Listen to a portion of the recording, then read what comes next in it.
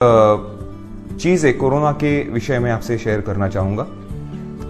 दोस्तों, इतने सालों के करियर में इतने एपिडेमिक्स हुए, पैंडेमिक्स हुए, स्वाइन फ्लू हुआ, सार्स हुआ, बट आई थिंक कोरोना का जो स्प्रेड है ये सबसे ज्यादा है।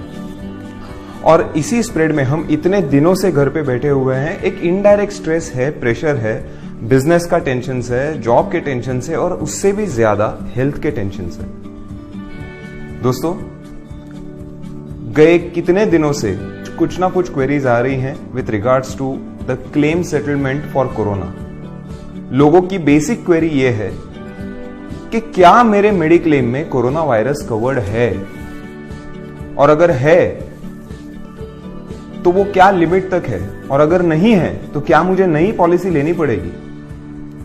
तो सबसे पहले तो आप जान लीजिएगा कि आपकी जो कोई भी मेडिक्लेम पॉलिसी है उसमें कोरोना वायरस कवर्ड है, क्योंकि सारी मेडिक्लेम पॉलिसीज में वायरल इन्फेक्शन कवर होता है, और corona is nothing else but viral infection.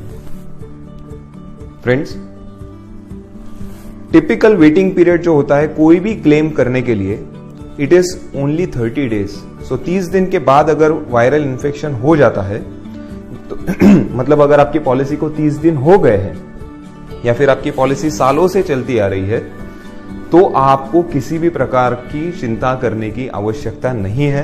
आपके पॉलिसी में कोरोना कवर है, सो आपको कोई नई पॉलिसी लेने की जरूरत नहीं है। इसमें किसी भी प्रकार का लिमिट नहीं है कोरोना की ट्रीटमेंट के लिए। तो अगर आपकी पॉलिसी 3 लाख की है, 5 लाख की है, 10 लाख की है, पूरा सम इंश्योर्ड आप यूज कर सकते हो। लोग पूछते हैं फिर अगर कोरोना पॉजिटिव हुआ तो हमें करना क्या है।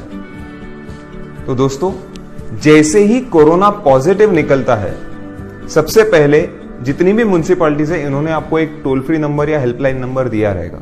सो हमारा सबसे पहला काम यह है कि उनको उस नंबर पे फोन करके बताना कि we are corona positive. Positive होने के बाद उसके 2 टाइप्स होते हैं। सबसे पहला होता है सिम्टोमैटिक और दूसरा होता है असिम्टोमैटिक।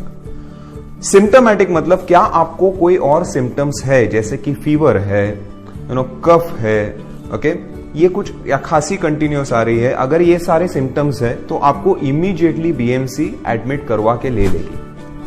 अगर आपको कोई सिम्टम्स नहीं है तो कोर्ट के भी ऑर्डर्स है, और कई सारी म्युनिसिपैलिटीज ने, इवन बीएमसी ने भी ये ऑर्डर निकाला है कि आपको हॉस्पिटल में भर्ती होने की जरूरत नहीं है।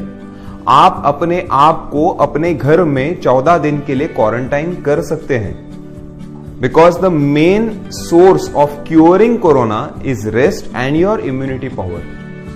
सो अगर सिम्टोमैटिक भी अगर कोई है और अगर उनको हॉस्पिटल में भर्ती करने की नौबत आती है, तो सबसे पहली विनती आपसे यह है, पहले म्युनिसिपल कॉर्पोरेशन में फोन कीजिएगा, वो आपको सजेस्ट करेंगे कौन से हॉस्पिटल में जाना है। तो अगला सवाल कि मुझे इसमें क्या क्या कवरेज मिलेगा।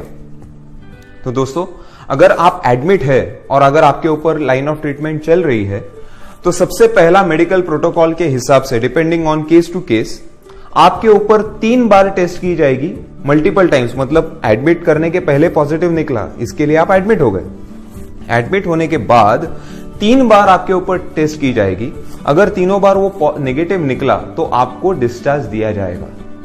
अगर उसके बाद भी पॉजिटिव ही निकल रहा है और ये स्टे आपका एक्सटेंड होता है, तो ये आपके मेडिक्लेम में जरूर कवर होगा। मेडिक्लेम में दोस्तों क्या क्या आपका ये जो सारी जो टेस्ट हो रही है, जैसे सरकार ने 4,500 रुपए या 5,000 रुपए का जो लिमिट दिया है, ओके, कोरोना का टेस्टिंग का, ये भी आपको पैसा मिलेगा, रूम का रेंट भी मिलेगा, डॉक्टर फीस भी मिलेंगे। हाँ, एक चीज है, IRDA ने हर एक मेडिक्लेम पॉलिसी के लिए कुछ स्टैंडर्ड नॉन पेएबल आइटम्स की लिस्ट दी गई है। स्टैंडर्ड नॉन पेएबल आइटम्स जैसे कि मास्क है, ग्लव्स है, ओके, डॉक्टर जो एप्रन पहनते हैं, मतलब ये कैप पहनते हैं, वो सारे जो कंज्यूमेबल्स है, ये कोई भी मेडिक्लेम में आपको नहीं मिलता।